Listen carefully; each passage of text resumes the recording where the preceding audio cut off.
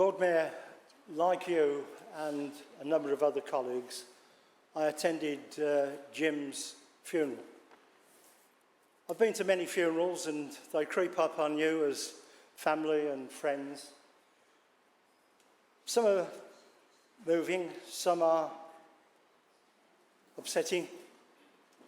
Jim's was a celebration of Jim's life and his contribution to what he had done.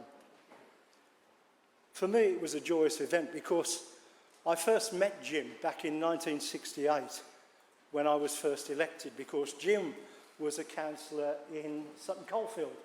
And in the West Midlands, as Liberals at that time, we were fairly short of councillors, so we tended to club together a bit.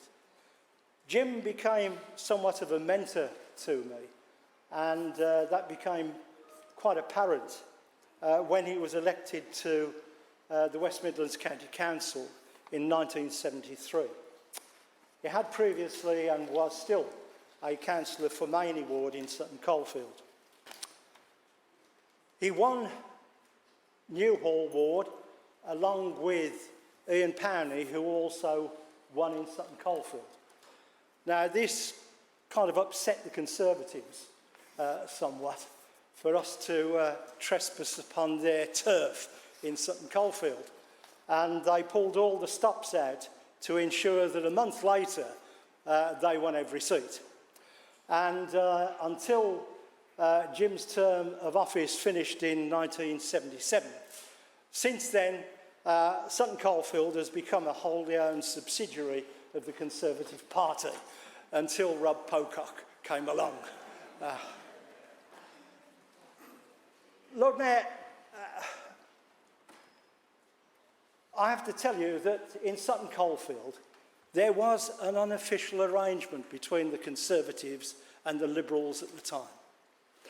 And it all revolved round the New Year's party that they held at the Town Hall, because the Conservatives would have it one year and we would have it the following year.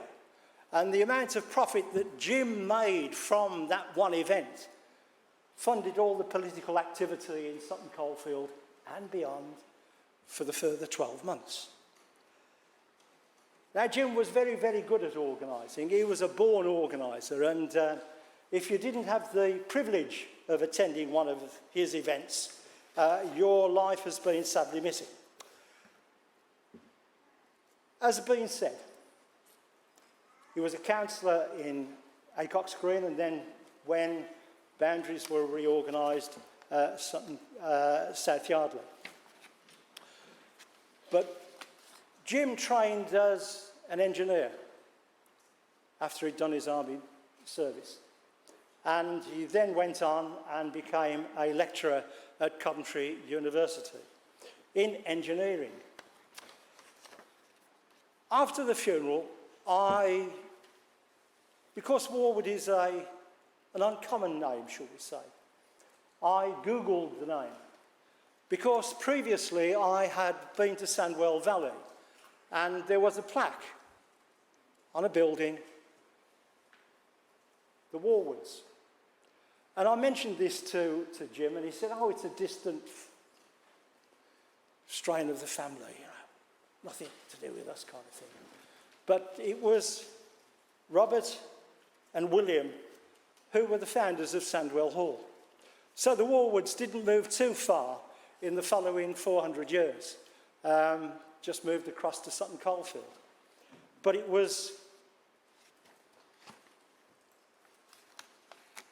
really was typical of Jim that he should play down something that was,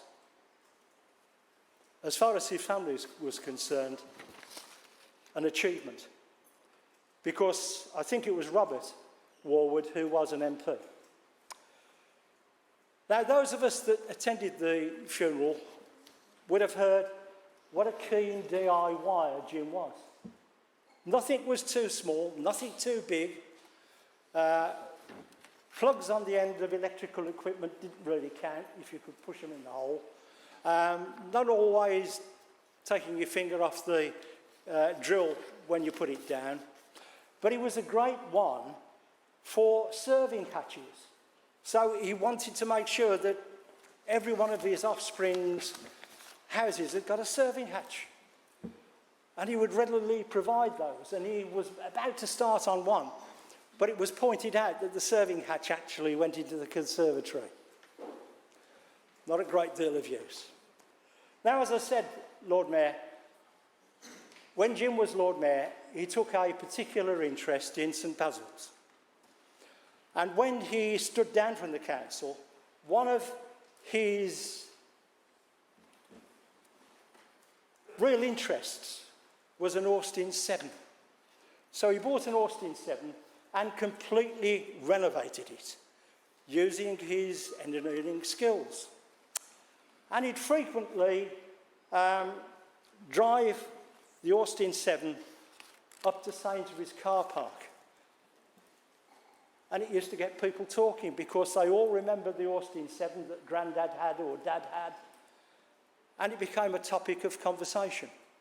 But he also, as a former Lord Mayor, did a number of events where he spoke about his experiences and reminisced about being Lord Mayor. And he would charge a fee. And the fee would go to St Basil's. Lord Mayor,